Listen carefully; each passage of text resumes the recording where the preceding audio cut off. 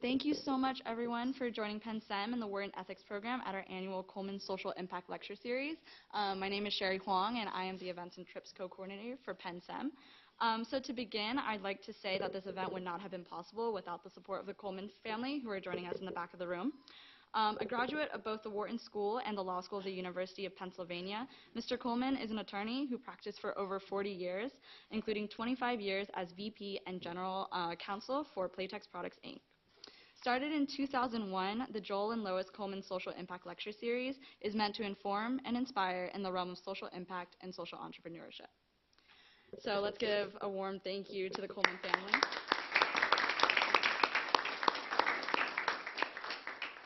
And for this year's Social Impact Lecture Series, I am honored to introduce Dr. Jordan Kassalow, founder and co-chairman of VisionSpring. Dr. Kassalow is a fellow of Draper Richards Kaplan, Skoll, Ashoka, and a Henry Crown Fellow at the Aspen Institute.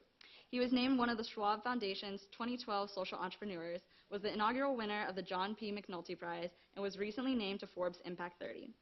Dr. Kassalow earned a doctorate of optometry from the New England College of Optometry and a fellowship in preventive ophthalmology and master's in public health from Johns Hopkins.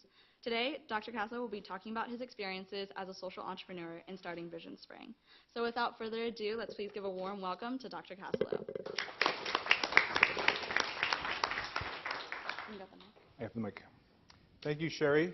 Thank you, Colemans, for supporting this event. I'm very pleased to be here to introduce the work of VisionSpring and my personal journey as a social entrepreneur over the last few decades. I put my email and Twitter handle up there. Just a quick call out that I do make myself available 1 hour a month for mentoring.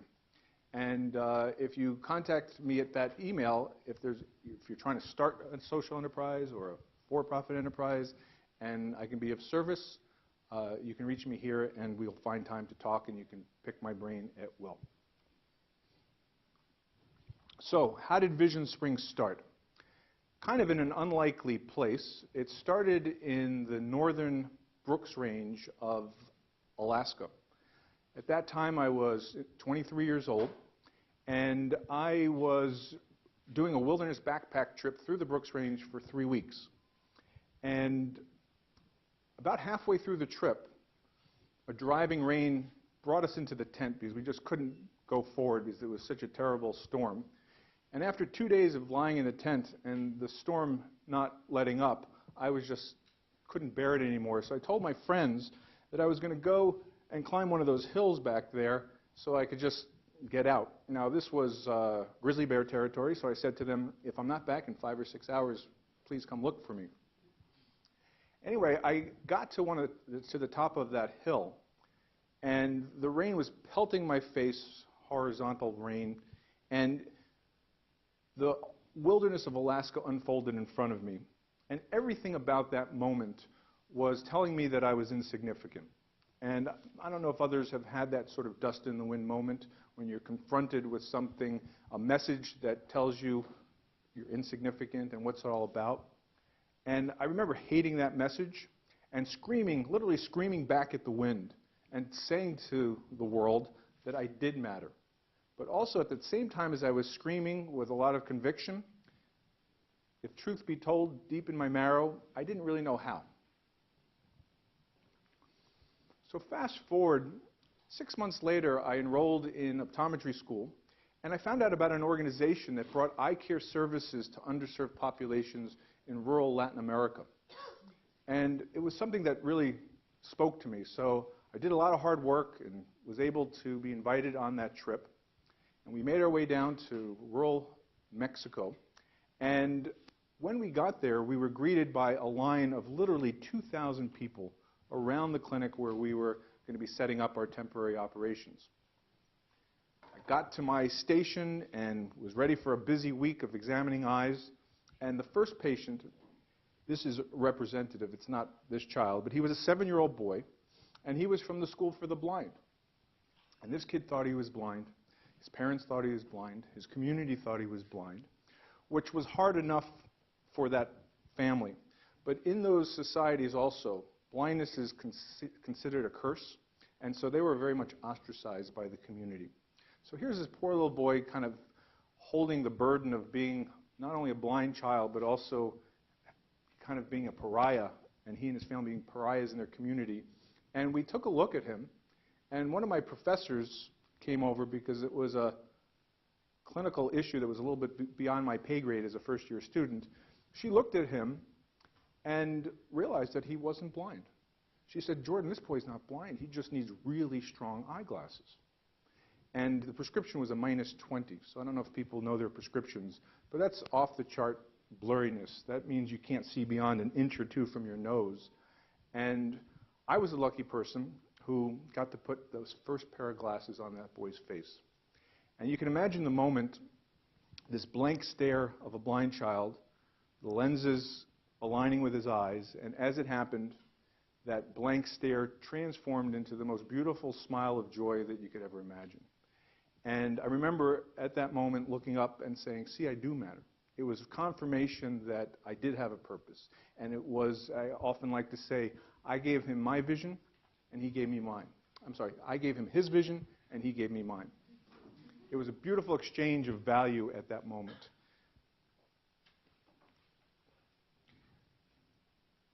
I got back to Boston, we analyzed the data, and we saw that 70% of the people who needed our care just needed a simple pair of eyeglasses. The other 30% needed some medicine, they needed surgical intervention, but 7 out of 10 people who came to us just needed glasses. And so I continued on because I thought this was a great thing to do. And a few years later, same organization, I found myself in Western Colombia, in the poorest state of Colombia called Choco. And that's where sort of this experience I'm about to tell you sort of rocked my world. It sort of called into question whether what we were doing was really the right way to approach the problem. So there we were in another busy day, hundreds of people coming to us. Halfway through the day, there was a 40-year-old woman. Her prescription was a -8. She was known also as the blind person. She was a Choco Indian woman who had paddled down the river a full day because she heard American eye doctors were going to be there. Did the exam, gave her the glasses. She could see for the first time in her life. We were all very proud of ourselves. A couple of high fives. She went off back into the boat, and we continued to work. 2 days later, the same woman came back, and through translation, Indian tongue, Spanish, English, it became clear that she wasn't very happy with her glasses. And what happened when she got back to her village, people laughed at her because they thought she looked ridiculous. And truth be told, she did, because the only glasses that we had that were donated, that matched her prescription, were a pair of 1950 cat-eye glasses with rhinestones. And here was this woman who was dressed in traditional Choco Indian garb with these 1950 cat-eye glasses. After explaining to her the situation, that this was the only thing that came close to her prescription, she did something that blew our minds. She took the glasses off, she put them on the table, she went into her canoe and went back upriver blind, choosing to be blind rather than being ostracized by her community and being considered a clown or a joke. And it was the first time in my life where I realized that we had something wrong in our model, that vanity and dignity were not monopolized by rich people, that whether you earned $1 a day or $1 million a day, you have ethically the right to select what makes you feel good. If you're going to put a pair of glasses on, they should reflect who you are as an individual. They should make you feel smarter, happier, sexier, whatever it is that you're trying to be. And it became our obligation to do that. And if we didn't do that, then we wouldn't be successful in really scaling something. And we often talk about the difference between a handout and a handshake. In our model, we were handing out stuff, and there was no feedback loop. The customer had no say in what they got. And as a result, there was no skin in the game from that customer, whereas if there was a handshake and we forced the person to maybe pay a little bit, even if it was a few dollars, then they were voting with their wallet that they valued the product that you were giving them, that they selected the product that you were giving them, which made us better, because if they didn't buy it, that means we didn't do our job well. And it made what they got better because they really wanted it and valued it and voted with their pocketbook. And you can be sure that people who earn $1 to $4 a day, 4 billion of them around the world, have access to capital to buy stuff that they want or need. And it becomes incumbent upon us as social entrepreneurs to find those products and services that they want and need and price them at a place that they can afford them and that also instills the dignity that everyone deserves. So that started getting some ideas into my head. After graduating, I found out about an eye hospital in rural India or in southern India because I wanted to learn about who's doing really good social enterprise work. Who's employing business skills and business principles to doing good in the world. And I found out about an eye hospital called the Aravind Eye Hospital. I don't know if people know about it, but it's a pretty famous case study. And the founder of it has created what is now the largest eye hospital in the world. He started it after he retired from Indian government service when he was in his mid-50s. And they provide more cataract surgery than any other hospital in the world. 2/3 of it free and 1/3 of it paying. And they're able to offer so many free patients cataract surgery because the paying part of their clinic is so efficient. So there I learned that you can blend capitalism with compassion. And they call it compassionate capitalism. That you can kind of have the best of all worlds. You can employ business principles, you can employ ethical principles, and you can blend them together to provide people with goods and services that they need. And that's the whole concept of social entrepreneurship. This was back in the early 80s, when did it go? Late 80s that I went to Aravind. So there was really no term social entrepreneurship at that time. But these guys were already social entrepreneurs, whether they were labeled that or not. So I learned some incredible lessons there. Another lesson that I learned took place in Cameroon. I was working on, at that point, a disease called river blindness, which is a terrible infectious disease that causes blindness in Africa. Worms get into people's eyes. It's just horrific disease. And I was along the Sanaga River, where this disease is found in Cameroon, in a small town called Limbamzip, and I met a woman. Her name was Bassa, and she was 42 years old. Now, when I was working, whether it would be in Latin America, India, or Africa, I sort of had the habit of talking to people and asking them, what do you really need? What's your highest value need? And I try to really understand what it was that people wanted and needed in the world. And you would imagine the list. Better education for my children, better housing, better health, better agricultural products, clean water. But it wasn't until I met Bassa that she really nailed sort of the meta need of all. And she said to me, what I need is just like what you need. I need an opportunity. Because just like you, I want to be self-reliant. I want to be able to take care of my family. I want to provide them with a life that's better than my life. And I realize that if I have an opportunity, then I can get all the other stuff. I can provide them with books. I can provide them with health. I can provide them with a better house. And so please, just help me get an opportunity. And that's when it started to click. That vision was not just a health issue. It was opportunity. Because what I had seen all around the world were two really powerful things. One is I saw people in their early 40s, and you guys are too young to know this yet, but you will find out someday, or you've probably seen your parents reaching for those darn reading glasses. Where are my reading glasses? Either their keys or their reading glasses are always missing. And the reason they're desperately looking for their reading glasses is because they can't see up close without them. And if you're a 42-year-old weaver or tailor or artisan or mechanic and you're living in rural Bolivia or India or Cameroon, it's not an inconvenience. It's the difference between having a livelihood or not.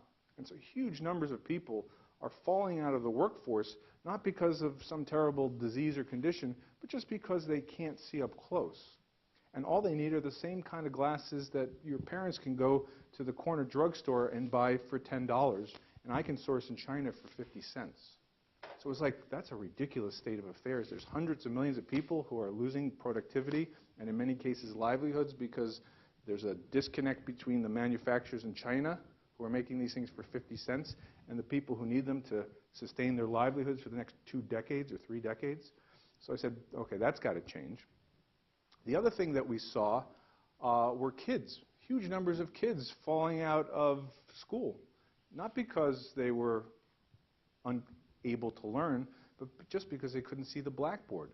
And if you go to these developing parts of the world and you're nearsighted, it's not like you have your computer or your book to learn from. Everything's done on the blackboard. And so if you're nearsighted, you're toast. You can't learn. And so huge numbers of kids fall out of school prematurely and lose the benefit of education. And again, all for the lack of a pair of glasses. The third thing that I started to see was a huge amount of underemployment or unemployment, particularly in women. And so I started to put these all together and I said, well, why couldn't we just train local women to start small businesses selling the eyeglasses that my parents and others, your parents and now me, have to go and buy at the drugstore, and just arm them and make them sort of barefoot optometrists. And that was the concept of VisionSpring. It was our 1.0 model. It was called a business in a bag. That's Rama Devi. She's one of our first vision entrepreneurs. And we armed her with a business in a bag that had the eyeglasses, charts, marketing material, other things, repair kits, other things that she would need to have her little business. And Rama Devi was a great example. She was a woman, when I first met her, I went into her home, thatch roof hut, no refrigerator, no books for her kids. She was earning $30 a month. We gave her this opportunity, and she was like a natural salesperson. She was like a natural Mary Kay. She just knew how to network and sell, and within 3 months she became our #1 sales agent. And then she realized that her opportunity was being somewhat hampered by the size of her catchment area. So she convinced her husband to buy that motorcycle, and she offered him a job. And so now Rama Devi's husband works for her, and all the women in the audience always like that story. And it's a good story of how selling a simple product can make a big difference. As I talked about, this is an example of sort of what we call at VisionSpring our double whammy.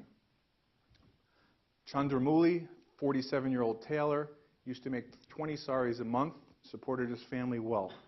In his early mid-40s, his vision started to fade. The quality of his work started going down. And if you guys have seen saris, they're incredibly detailed. And the word was out on the street that Chandramuli's saris weren't quite as beautiful as they used to be. And next thing you know, he's making 18 saris a month, 15 saris a month. And he was down to 10 saris a month, and according to him, a few weeks away from having to close his tailor shop, when Rama Devi walked in and looked at his eyes and said, "You're fine, you just need a pair of plus 250 reading glasses." And when she did the test and gave him the glasses for what's equivalent to about $3.50, he could see in an instant, and his vision was restored. And then he told us the story about the next 18 months of how he rebuilt his business and how he rebuilt his reputation and the quality of his work. And then at the end of that story, he kind of shook his head in disbelief and he said, "And all for the lack of 170 rupee or $3.50 pair of glasses." And the good news was we got to Chandramuli in time. The bad news is there's millions and millions of Chandramulis out there that we don't get to in time. And that's why there is actually some urgency to the work that we do. Now we're going to just go to another part of the world. We're going to go to El Salvador. And this is where the Warby Parker story starts to fold into what we're doing. I was at that time, when I was just starting VisionSpring, working at a foreign policy think tank called the Council on Foreign Relations. I had started their global health policy unit, which Laurie Garrett now runs. And Neil Blumenthal, who's one of the founders of Warby Parker, was introduced to me by one of my patients. She said, "He's a great guy, he's graduating from Tufts, he needs a job, he really wants to work at the Council on Foreign Relations, could you help him get a job?" So I met Neil, We hit it off, tried to get him a job at the Council on Foreign Relations, and failed. I wasn't able to. But as we went through that process, I really got to like him and say, hey, this guy's really sharp. I think we could do some work together. And it was at the same time as we were just starting VisionSpring in bringing it to El Salvador, where we were having some thorny business challenges. So I said, I'm sorry I couldn't get you a job at the council, but would you be willing to go down to El Salvador for a couple of months and help me think through some of these problems?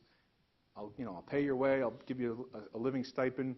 And he said, you're on. And so Neil started to work at VisionSpring. He was our second or third employee, depending on how you look at it.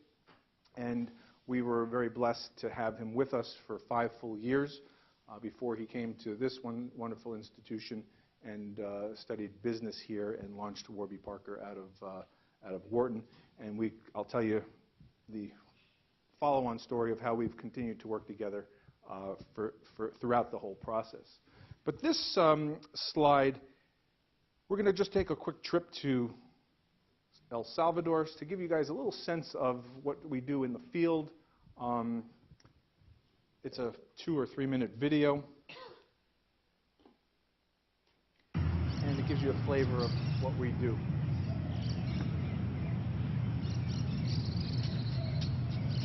Esto es Santa Ana, una ciudad de 300,000 habitantes, en El Salvador, y yo soy uno de ellos.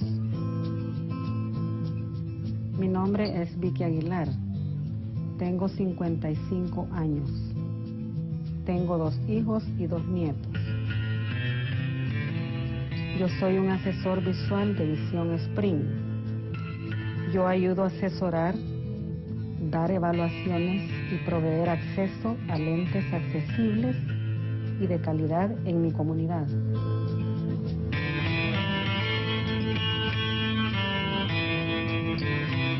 Mucha gente en mi ciudad sufre de problemas básicos de visión, pero no tienen acceso a salud visual o no pueden pagar los precios elevados en las ópticas. Eva vive en Los Ángeles, una pequeña comunidad rural cerca de Santa Ana, con 3 niños y 3 nietos. Ella revisa granos de café en una fábrica local de café. Cada día su trabajo es medido en libras de café revisado. Sin lentes, su trabajo ha disminuido y ella está preocupada que va a perder su trabajo. Después de venir a mi campaña de salud visual, ella podría comprar lentes que mejorarían su trabajo y su calidad de vida. Como Eva, muchos de nuestros pacientes van a trabajar mejor, ganar más dinero y proveer más para sus familias. Como mis pacientes, yo tengo sueños sobre mi futuro. Antes era difícil imaginar que podría realizar todos esos sueños. Ahora tengo confianza que por cada par de lentes que yo venda, me traiga más cerca a esos sueños.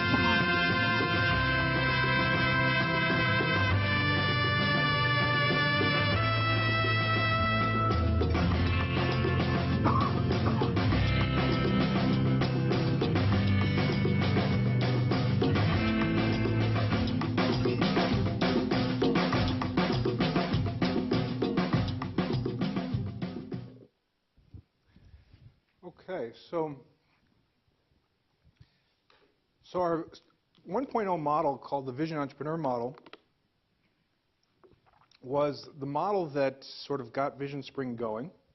We won a lot of early awards from the World Bank and universities and social enterprise foundations. We got a lot of nice support. We got a good reputation, and that was all really wonderful. The only problem was, from a business perspective, it didn't work. No matter how much we tried, we couldn't control our operating costs to cover the costs of business. We couldn't generate enough revenue and lower our operating costs to create that revenue in a way that made our business profitable. And so the board of directors and the senior management team had a really critical decision to make. Should we be a nonprofit organization that was satisfied with covering 60% or so of our costs, which is better than most nonprofits, Or should we continue to strive for being a true social enterprise where you're creating business models that become economically viable and then can scale through market forces? It was easier to choose the first one because it was a little bit less disruptive and less, if you will, admitting failure. But we weren't in business to help a few thousand or 100,000 or even a million people. We wanted to start helping tens of millions of people.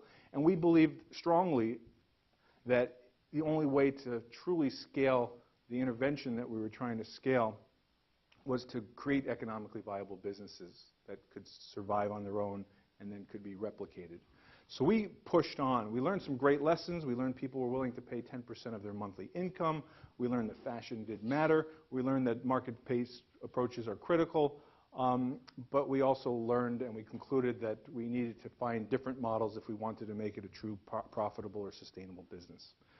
So we then pivoted and created two new business models. One we call our partnership model, and the other one we call, it says proprietary distribution channels, but we call it now, better term is hub and spoke model, and I'll explain both of those. The partnership model is typified by an organization called BRAC, which I don't know many of you may have heard of. If not, it is a remarkable organization. It's the largest non-governmental organization in the world. They do work all over the world, but they started in BRAC, and over their 40 years of existence have created a literal army of community health workers. These are women who are in almost every village in Bangladesh, who sell oral rehydration salts, clean birthing kits, sanitary napkins, other essential health products. And we went to them and said, well, maybe if we just add our product into your basket of goods, it would help lower the distribution costs for VisionSpring. It would help lower the training costs. It would basically make everything really efficient because they've already invested in the distribution, which, as people in business know, is more than half the battle. So they agreed to try it on 50 women because it was a product that they felt could have relevance to their recipients. And it went very well. Then they went up to 500 women, and it went very well. And then we've just closed a round with 5,000 women. So we've trained over 5,000 of their community health workers. And just a few months ago, we secured financing from a coalition of funders to scale to 35,000 community health workers in Bangladesh over the next 5 years, which will enable us to sell 1.5 to 1.7 million pair of glasses. So that's a wonderful scaling story that, again, puts a lot of the cost structure on an organization that already exists and leverages it for everyone's benefit. The other model is what we call our hub and spoke model. Here, think of a fixed optical store that has outreach. So we often like to say, again, it's sort of Lens Crafters meets Mary Kay, where you have a fixed optical store, and then out of the optical store, the vision entrepreneurs go out into the communities, sell the simplest products, and identify people who need more advanced care and send them back to the store. They'll take care of the simplest needs like reading glasses and eye drops and sunglasses at the village level, and then they'll refer people who need prescription glasses or medical care back to the store where we have optometrists who can take care of the more advanced patients. The stores also have a range of products. They're a bit of a cross-subsidization model where we have two broad customers. We have the poorest poor, and then we have what we call the richer poor. And the poorest poor, no matter how much they may aspire to the fancier frames and lenses, they're sort of stuck at the lowest price point, which we offer. And then the people who have a little more disposable income can select the more stylish glasses, the progressive glasses instead of the bifocals, whatever they might want. And by having a higher margin structure for the richer poor, we're able to cross-subsidize the lower margins with the poorer poor. And we have those stores now in El Salvador and India.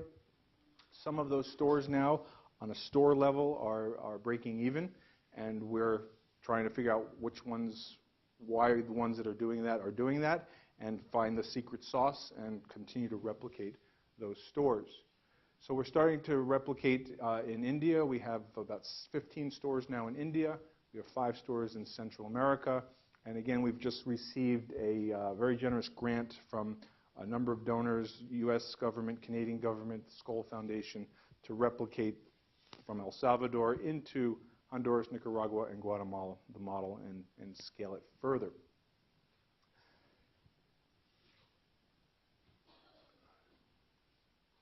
Global partnerships, the BRAC concept has taken off. It's, if you will, kind of the wholesale part of VisionSpring. We now have partnerships in 20 different countries. Just this year, we went into Rwanda for the first time, and we will, about 20% of our sales this year will be in Rwanda. So the wholesale model can scale pretty quickly by finding partners who have capabilities in country beyond what we have ourselves. This gives you a little sense of our scaling. In 2014, this year, we targeted 502,000 people. Our latest estimate is that we'll hit 520,000 people. It's the most we've ever done. As an organization, it took us 10 years to hit our first millionth customer, and it'll take us 2 years to hit our second millionth customer, and we'll be celebrating that milestone early to mid next month in November. So we're starting to see, as they call it, that hockey stick effect, and we're very proud of that. The purpose of this slide, and I think it maybe is better represented here, is the difference between a social enterprise and a charity. In a social enterprise, you can see over the last 6 years, our philanthropic input has doubled. But look at our sales. It's gone 5x. So you can leverage philanthropic capital better if you start to engage the market. And it's the market that's taking over, and that's why we're able to reach 5 times more people with 2 times more of the philanthropic input. Because what's happening is our biggest donor base are the poorest people in the world, the people who are voting with their wallets, who want our product and services. And who better to help you sustain an enterprise than the people who are benefiting directly from that enterprise. And so that's sort of the concept and the beauty of the social enterprise model. So our goal is to reach over 10 million people in the next 10 years. And we realize as an organization that no matter how effective we are and how successful we are, as a small, under-resourced organization, there's no way we're going to take care of this issue alone. We're not going to be able to solve this problem with 700 million people. So we're starting to engage in what we call the Alliance. I'm finding I just established the Alliance. It's in Washington now, and it's basically what they're calling a collective impact initiative, where we are engaging governments, the private sector, and civil society all together to look at why the optical industry has failed the customers around the world. And we call it an industry facilitation play, to understand what are those things that are standing in the way of the industry taking over the problem. Because again, unless you can engage big business and governments, we're never going to really make a dent in the problem. And so we're trying to put together this coalition of actors and having them focus on those 3 big objectives. We launched it and came up with the idea and first shared it at the World Economic Forum in Davos in January. And we are now funded to do the first stage of it, and that's off and running. The concept is sort of like what we did at the Council on Foreign Relations, where we said health is not just a health issue. It's not a humanitarian issue. It's a fundamental foreign policy issue. It relates to national security, as we clearly see now with Ebola. It relates to economic development. It relates to humanitarian leadership. And so just like that, vision, if you can't see, you can't learn. As we said, kids fall out of school every day. There was just a very powerful study completed in China that showed that the academic impact of a pair of glasses was greater than any other health intervention ever studied. 10 times more than deworming, 3 times more than nutritional supplementation. And it's kind of obvious. If you can't see the blackboard, it's kind of hard to learn. But still, that study showed that. 59% of road traffic fatalities have a visual component to them. For those who have been to the developing world, it's kind of hard to travel more than a few hundred miles without seeing a couple of buses or trucks on their side along the road. Now, clearly alcohol has something to do with that, but also there's a lot of countries where you can get a driver's license without a pair of glasses. In Nigeria, only 3% of commercial drivers have eyeglasses, and it's predicted that 20 to 22% need them.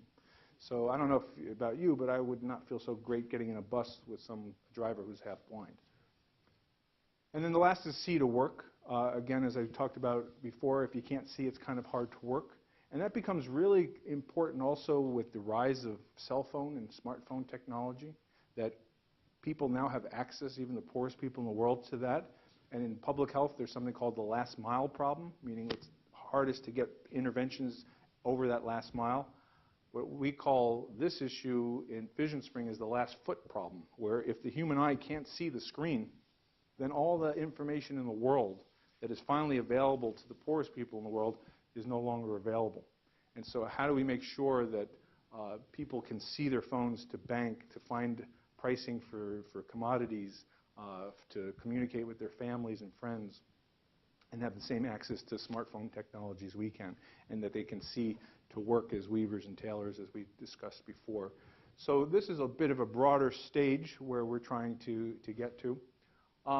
As you see, some key partners have made this possible. Without all of these key partners, we couldn't do it.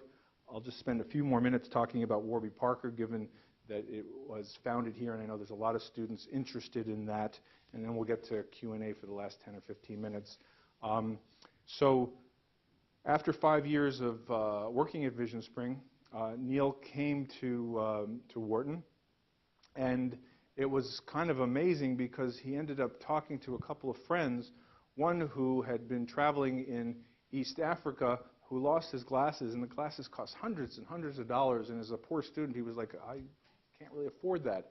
And others just felt that there was a real, not only in the developing world, but right in this world ourselves, there was sort of a question like, why do eyeglasses cost more than iPhones at this point?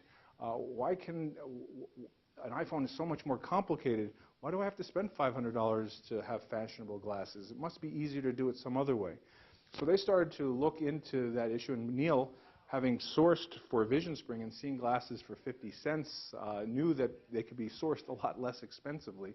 And so they put their thoughts together.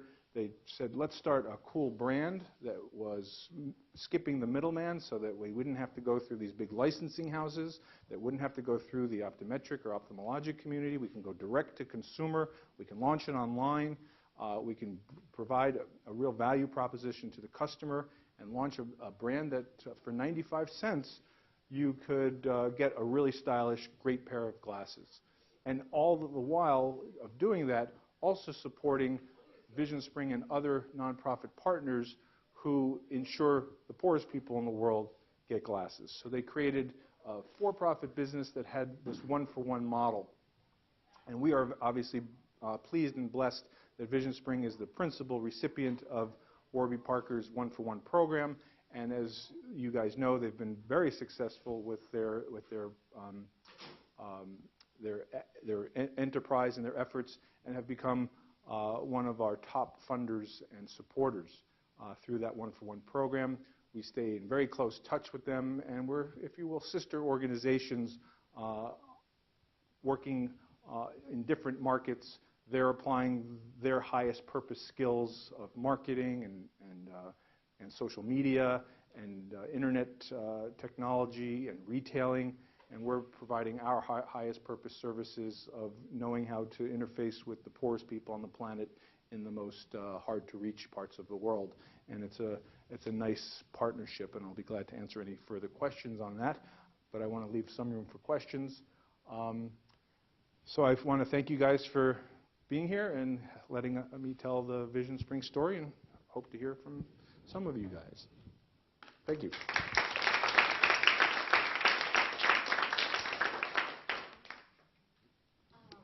So we're running a little bit low on time, but if anyone has any questions, you can feel free to direct them Dr. Kassalow now. Please. I got to hear a presentation from Neil at Warby Parker like a month or so ago, and I was just wondering, I had asked him about how they phrase the buy a pair, give a pair Right. slogan, and I know that you guys don't give sunglasses, give glasses out, and I know a lot of people in the development field don't love the buy one, give one framework, so I was just wondering how you feel about the wording on that, because the answer he gave me was just like that they tried to summarize it and just give a quick message that they do some charity work, but that then people who are really interested would be the ones to click through and see what it actually is about. Right. What's your take on that? Yeah, I think that there's two parts to the question. One is how it relates to VisionSpring, and the other how it relates to Warby Parker, and maybe a third is how it relates to sort of just the general global development world. I would say that the principle and the spirit in which we do our work together is to ensure access to affordable eye care for people all over the world. And so we have a very authentic goal in mind working together as organizations. Their work is an outgrowth of Neil's very deep experience at VisionSpring. And so there is a very deep authenticity to what they're doing. Now, if you're in the marketing part of Warby Parker, and you had to sort of say, you had to phrase it, and you would say, well, we donate resources to VisionSpring so they can source glasses affordably and then provide people with livelihood opportunities to sell the glasses to make people see so that they can work, it doesn't work. So you have to sort of make it as sharp and as simple for the consumer to understand. But at the same time, for those who are really interested and want to understand it and either criticize it and or applaud it, they're very transparent on their website that we don't believe in giving away products because we don't want to undermine local markets. We want to create opportunities for people. We want to make market dynamics work. We want to make sure that this thing can scale, and the best way for it to scale is through creating dynamic marketplace solutions. And so that's the real story, but how do you kind of, for the 99% of people who just sort of want to be involved with something that feels good and looks good, how do you make it easy for them? So that's how I would just describe it, but it's an interesting question, and wondered if you were one of those principal holders of Warby Parker, how would you think about doing it? Well, yeah, it's tough. To be honest, I had heard that it was sort of a one-for-one model, and that made me not interested in buying from Warby Parker. Uh-huh. I don't believe in the one-for-one. Right. So I see it that it's tough because then I also see that there are people who don't care that much and would see that and want it and not know, but it's tricky. So maybe you would say one for one with a little asterisk that says kinda? Yeah. So inviting people to sort of look a little deeper, that might be, I'll talk to Neil about that one. But that's, it's an important point, and we've had a lot of discussions around that because it's important. Hi, thanks so much for speaking. I actually kind of want to ask a question similar to that because I'm actually, for my thesis in IR, I'm looking at NGOs or even organizations, social enterprises that do buy one get one model and do those. Mm-hmm. So you kind of mentioned its impact on local markets, and something I think that benefits something that's stronger with this VisionSpring model than say the other really popular local model from Tom's is that you're trying to create economic opportunity for to create systemic economic market change, right? Right. But do you still feel that, or do you know, or are you really conscious about the communities that you work in, that if there's already optical shops there, or if there's already producers of optical lenses there, how much you're impacting their profits and the jobs of people who work in those factories or in those shops? Right. Or if they're if you're not going to be a major competitor that distorts that economy, then it's okay to work there? Or right. It's kind of the VisionSpring philosophy. Right. So I would say that if you look at this year with the 500,000 units that we sell, about 70% or 350,000 of those units will course through our wholesale business. Okay?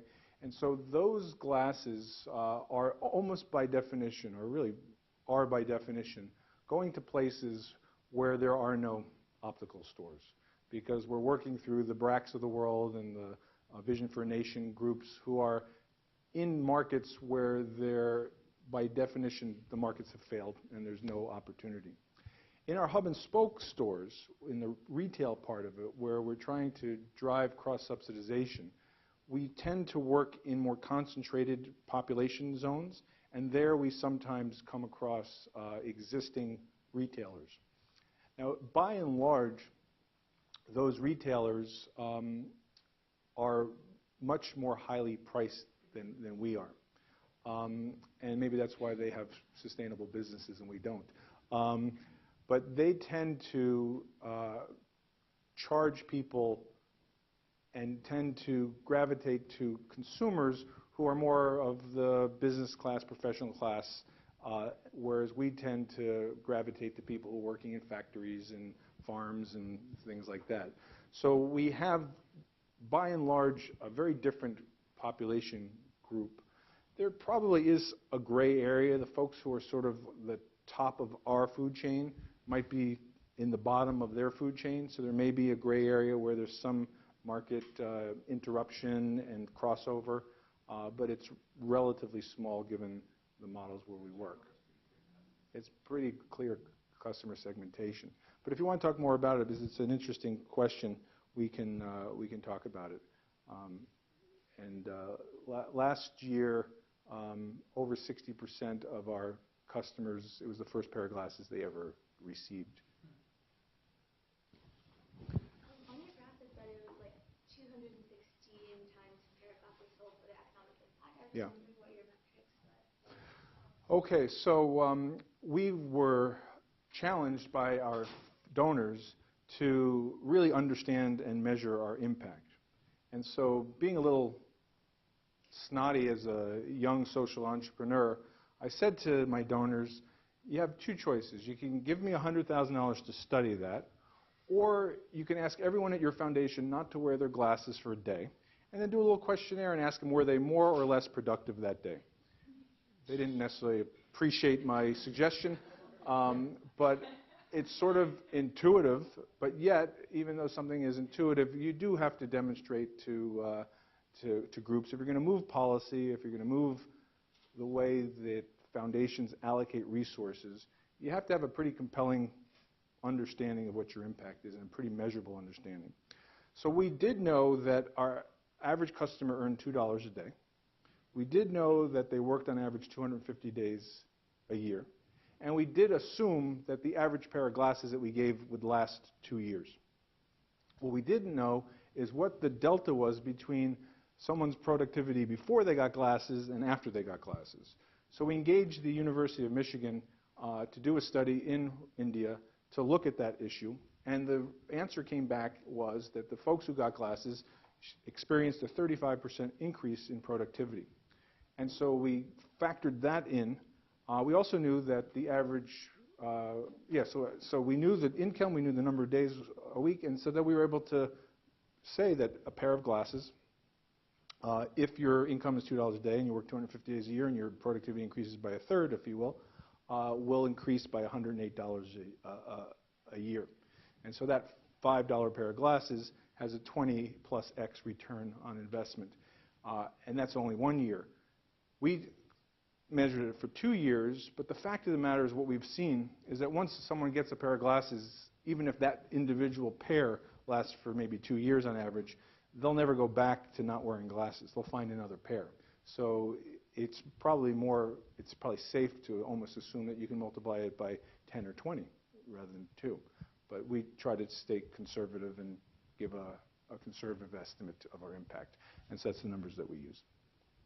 Sorry to cut everyone off, but unfortunately we've run out of time. If you have any questions, though, feel free to email Dr. Kassalow.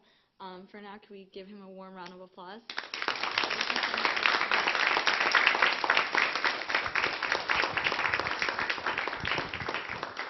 And as well as a huge round of applause for the Coleman. Thank you so much for supporting this event. It's always a great event every year. But yeah, thank you so much for coming, everyone. For those of you who are selected for the dinner, if you could just stay put and meet in the front, we'll be walking over together. But for now, thank you so much.